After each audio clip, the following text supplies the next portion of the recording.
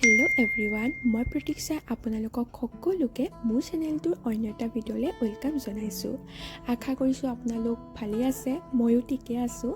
আজি মই first panipuri recipe আপোনালোকৰ মাজলৈ আনিছোঁ আৰু এই ৰেচিপিটো যিহেতু সকলোৱে প্ৰিয় হয়, মোৰো প্ৰিয় হয় আৰু পানীপুৰি বাহিৰত খায়ে থকা হয়, ভাবিলোঁ মই এবাৰ ঘৰত বনাই চাওঁ। গতিকে ভিডিঅ'টো আপোনালোকে শেষলৈকে চাই থাকিব।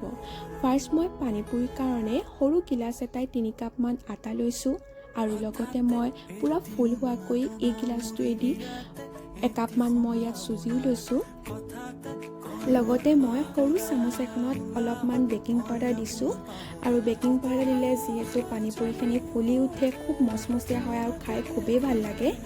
গোটেইখিনি দি দিয়াৰ পাছত মই এনেদৰে মিলাই লৈছোঁ আৰু এইফালে মই ইয়াত ঠাণ্ডা পানীও দি দিছোঁ আৰু পানীখিনি মই গোটেইখিনি একেলগে দি দিয়া নাই, লাহে লাহে অলপ অলপকৈ দি মই মঠি আছোঁ।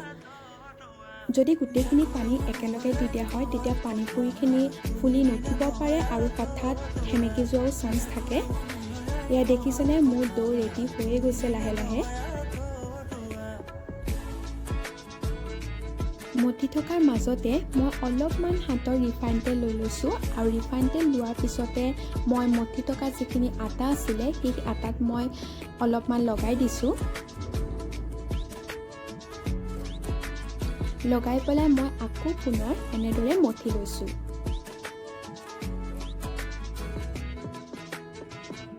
মঠি হৈ যোৱাৰ পিছতে 15-20 মিনিটমান মই এনেদৰে ঢাকি ৰাখিছোঁ আৰু এইফালে পিটিকাৰ কাৰণে বাদাম, ধনিয়া আৰু সৰু সৰুকৈ পিঁয়াজ কাটি লৈছোঁ। এইফালে ভুজিয়া আৰু এইফালে আছে বইল কৰা অলপমান আলু, এইফালে চিপছ আৰু এইফালে সৰু সৰুকৈ জলকীয়া মই কাটি লৈছোঁ।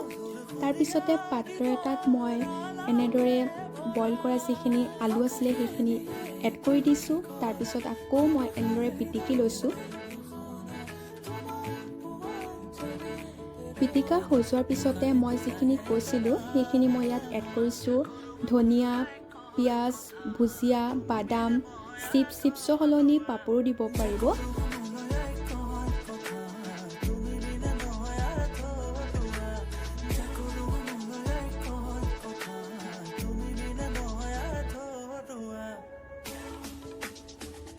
আৰু ইয়াত সোৱাদ অনুসৰি নিমখ মই ইয়াত দিছোঁ, ধনিয়া পাউডাৰ, চিলি পাউডাৰ আৰু জিৰা পাউডাৰ দিছোঁ আৰু শেষত অলপমান নেমু মই ইয়াত চেপি দিছোঁ। তাৰপিছত যিখিনি ডো আছিলে সেইখিনি মই আকৌ পুনৰ অলপ অলপকৈ মঠি লৈছোঁ।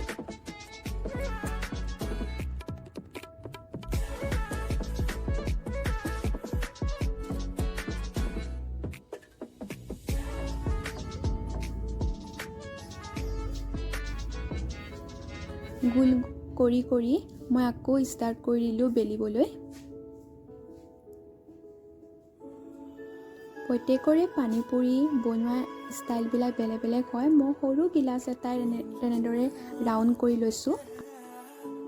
ফালে ৰিফাইন তেল গৰম হ'বলৈ দি মই এটা এটাকৈ ইয়াত দি দিছোঁ।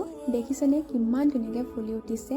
বেকিং যদি পাউডাৰ দিয়ে নহয় তেতিয়া ফুলি উঠে আৰু বহুত ধুনীয়া মচমচীয়া হয়, দেখিবলৈও ভাল লাগে ফুলি উঠিলে। গোটেইখিনি মই লাহে লাহে লৰাই ৰাখিছোঁ আৰু অলপমান কালাৰ আহিলেই গেছৰ পৰা নমাই ৰাখিব। দেখিছেনে মই এনেদৰে অলপমান কালাৰ আহোঁতে নমাই ৰাখিছোঁ। এয়া চাওকচোন কিমান মচমচীয়া হৈছে। মই এইফালে মিঠাও বনাওঁ বুলি ভাবিলোঁ আৰু সেইবাবে অলপমান তেতেলী আৰু কাটি লৈছিলোঁ গুড়, গোটেইখিনি দি পেলাই মই মিক্স কৰি ল'লোঁ। পানীপুৰিৰ কাৰণে মই মছলাও আনি লৈছিলোঁ। পানীপুৰি মছলা কিনিবলৈ পায়, মই দোকানৰ পৰা আনি লৈছিলোঁ। তাৰপিছত অলপমান পানীত মই এনেদৰে এড কৰি মিহলাই ল'লোঁ। তাৰপিছত শেষত মই অলপমান নেমু চেপি দিছোঁ। নেমুৰ গোন্ধটো এনেও ভাল লাগে, খাইটো আৰুৱে ভাল লাগে।